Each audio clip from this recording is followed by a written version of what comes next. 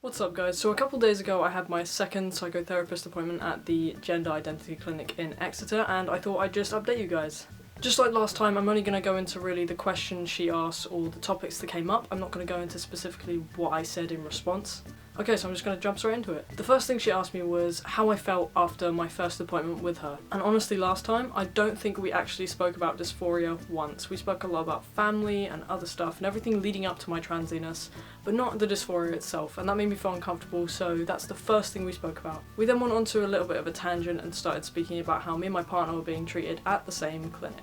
After that, we went on to talk a little bit more about my family because we mentioned it last time when we were talking about it, so we revisited that. And then for the majority of the rest of the appointment, we just spoke about, you know, how I felt about my junk and sex. It was kind of weird for me actually talking to a complete stranger about that kind of stuff, about really, really personal issues. It's weird how I can be so open on the internet to a camera, and yet when I'm in a room with just one person, it's so difficult to speak. That being said, I was really honest with my answers. I'm really happy with how I tackled what she was asking me. We also spoke about, you know, who I played with in school and the male influences throughout my life. Oh yeah, we spoke a lot about fertility. So yeah, the vibes that I was getting from the second appointment were just continuing on from our last session. The appointments are only an hour long, so you could honestly be sat there talking about one topic for a whole hour or just jump through to about a billion topics. They basically have a sheet with a buttload of questions on there and they just ask you all the questions. Try and figure you out as much as possible, put down as much as they can for all of these questions. We arranged it, and my third psychotherapy session is going to be on the 29th of April. And she also told me at the end of the appointment that she was going to put me on the doctor's waiting list. The clinic doctor, you've got to talk to them after your third session, and it's their job to figure out, you know, what pathway you are going to take. And she told me that can take about 3 or 4 months. That's the current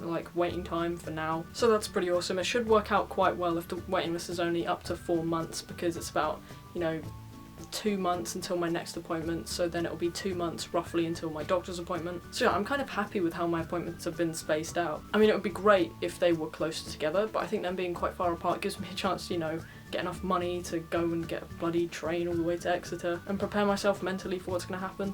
Okay guys, so that is it for my second psychotherapy appointment. I'm sorry it wasn't that interesting. What can I say? It's just an hour session of me stepping a little bit closer to testosterone. Oh, and other news, really quick before I have to go. That bit of paper right there is a letter from my uncle and his partner, basically saying, "We found out you're trans, we told everyone in the family, and it's okay, we love you." Yeah, a few weeks ago my uncle found out through Facebook and then eventually YouTube obviously that I'm trans, because I hadn't told any of my family. So that started a chain. My uncle then told my dad that he knew, and my dad told me, and then my dad gave the A-OK for my uncle to tell my grandparents and my cousins and my other uncles. My nan called me up the other day and said, "Yeah, it's fine, we love you, we always kind of already knew, and the rest of the family has seen a couple of your YouTube videos anyway." I'm probably going to treasure that letter for the rest of my life, because that for me is just amazing. I'm so happy, like I can't even think of any words right now. The letter basically says, "It's okay, we love you, and we understand that, you know, you didn't tell us straight away because it's quite hard for you, but hopefully it puts a weight off your shoulders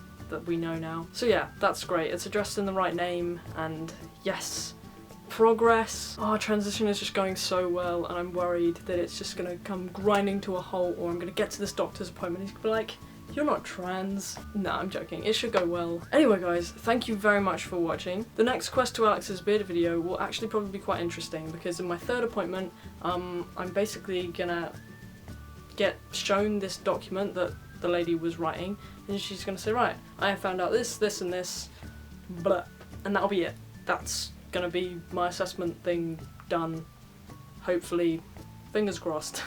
And then from that I'll go to the doctor, and then maybe I'll get prescribed testosterone. We'll see. Yeah!